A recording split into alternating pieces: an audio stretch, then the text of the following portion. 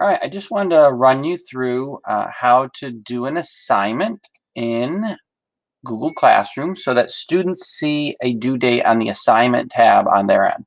I will pop over into the student view in a little bit for you and show you what we're talking about on their end.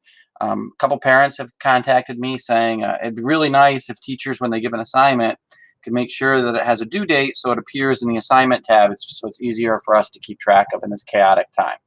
So when you're in Classroom, there are two places you can post information for the students. One is in the stream here, where you click here and you simply start typing. Notice that you can assign it to which classes you want and which students, etc.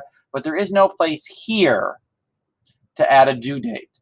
This is generally used for announcements, not actual classroom assignments. To give an actual classroom assignment, you should come over here to classwork. And then up here in the upper left, you can click create and then say I want to give an assignment. When you give an assignment here, it has to have a title before you can assign it. So we'll say sample lesson. And then you can give whatever instructions, add whatever materials you want from your Google Drive. In case you didn't catch my recent class on digital whiteboards, there's now a Google tool called Jamboard. And you can add those Jamboards to your assignments. I don't know if I have one available. Let me just do a quick search and see. Nope, it's a special icon down here. So Jamboard is a digital whiteboard that students could then mark up. So I'll just pick this assignment here and click Add. And then know that here you can control how students can access this file. The first one is they can only see it. The second one is all of your students in the entire class are editing one file for a collaborative presentation.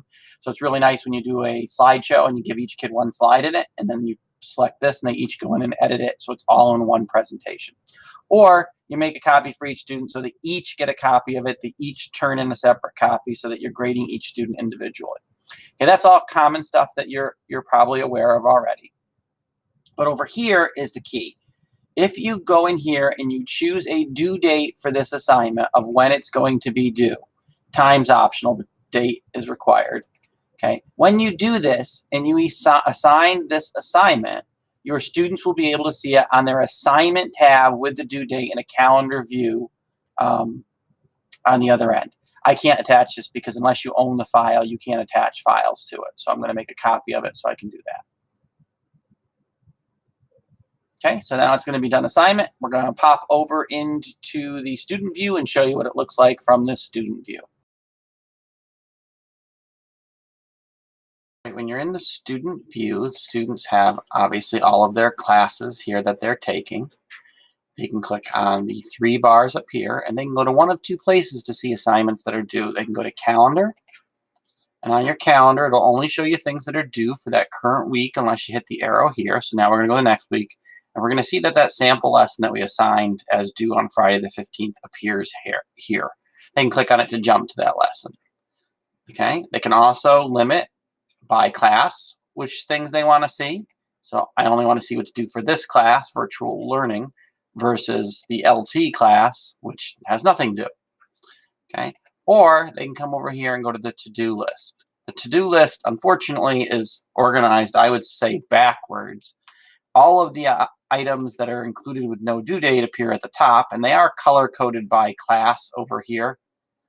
Okay, if I pull this down, you can see that black is the virtual learning toolbox, green is the Petrofessa, and blue is the LT coach and support.